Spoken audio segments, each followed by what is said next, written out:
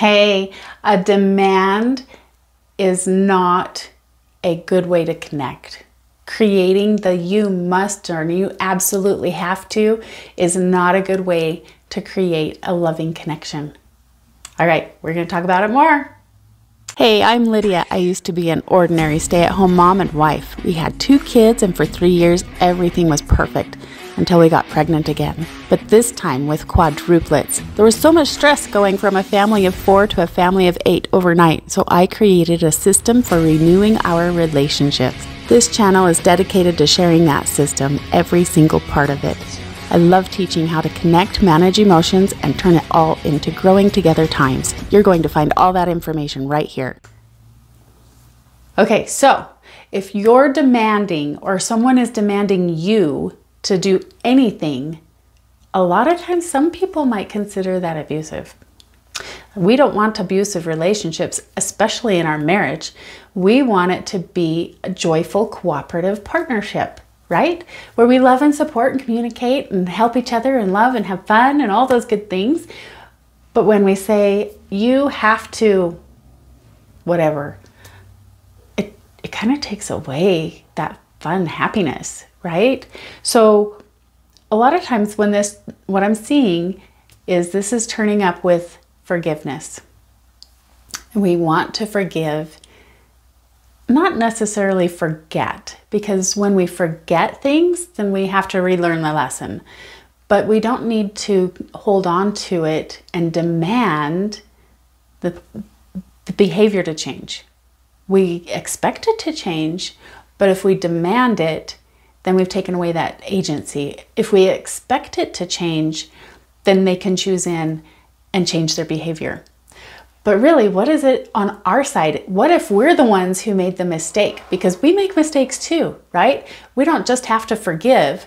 We need to ask for forgiveness.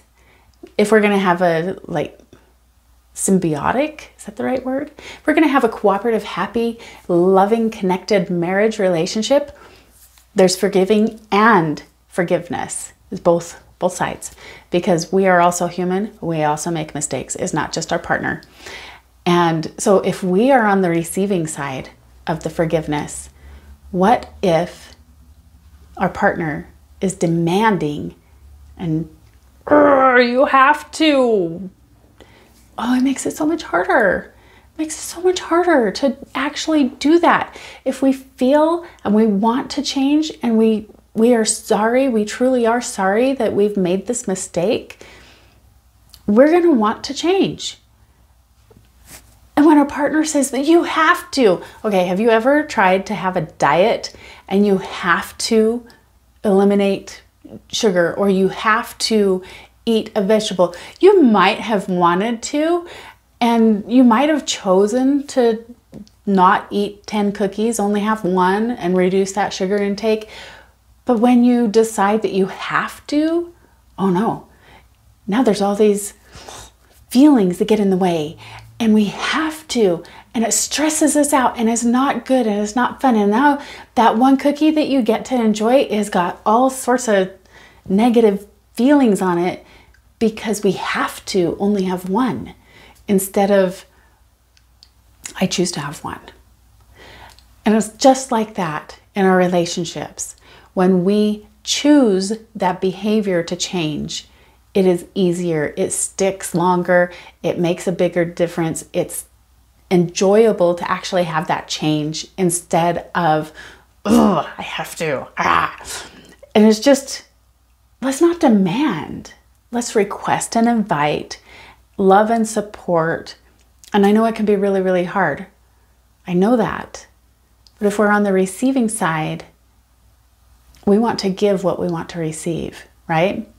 We want them to forgive us, so we better forgive them. We better be willing to forgive if we expect or hope for forgiveness on our side, because everybody makes mistakes. It's part of being human. It just really is. And we will do better, we'll have a better connection and a better relationship if we're willing to try again. Okay, no more second chances. because that really finalizes, and there's so much judgment about it. But how about just another try again? What if, okay, let's compare it to that diet again. What if you had 10 cookies? Are you just like, that's it, you're done. You're never gonna be able to get healthy because you keep eating these 10 cookies, the end. I'm done with you. Then what happens to your body and your diet? Okay? But what if you're like, oh man, you had a bad day again. Let's try again tomorrow. And then the next day you try harder and you only have 3 cookies. Still not the 1, but you had less than 10, right? You try again the next day and you try again the next day. And instead of saying you've had too many second chances and you don't get to try anymore, let's just try again. How does that feel? Switching it around and being willing to try again. You can make any relationship work and last a long time if we're willing to forgive and try again. It's really, really like foundational to have this safety that is created by a try again instead of no more second chances. Well, no more second chances. We don't want to have that phrase anymore. Let's get rid of it. No more second chances. Let's just do try agains. And when we have that demanding piece, we just don't need to demand. Let's invite and encourage and welcome that attempt again. Okay, now I'm talking about a committed, long-lasting relationship that can be happy, that can be joyful, that can be a partnership. Okay, we can do better. We can, and so can they. It's not one-sided. We're all humans. We can all do this all together. As a couple, every single couple can try harder and try again. As individuals, working together for one goal. That's independently united. Okay, independent, each of you together, united to try and get better. So when we take on this, it's like unconditional love, right? We're going to love them no matter what, because we have this safety. If we know we're safe, then it's okay to love no matter what. And it's okay to forgive and forget and just take the lesson and forget all the pain and forget all the judgment, because we're safe and we're able to communicate. And it's created by removing the judgment and removing all of the, okay, not all of the emotions, because you're going to feel emotions, but to set the emotions in a different place and have the logic step in and participate a little bit more when we're creating consequences and boundaries and having this conversation about, this hurts. I really don't like it. Can you not do it again? Because it hurts. I feel hurt. Not you hurt me, but I feel hurt when this happened. And totally being centered around the behavior instead of the person. The behavior is not the person. And the person is not the behavior. They're separate things.